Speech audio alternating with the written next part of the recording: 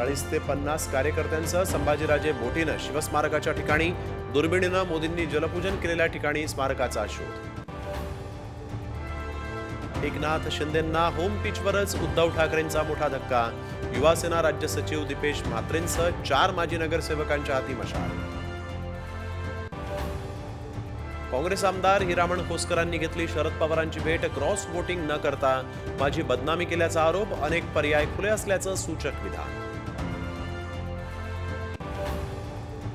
चेंबूरमधील अग्नितांडवात 7 जणांचा मृत्यू, मुख्यमंत्री शिंदेंचे चौकशीचे आदेश, मृतांच्या नातेवाईकांना 5 लाख रुपयांची मदत जाहीर।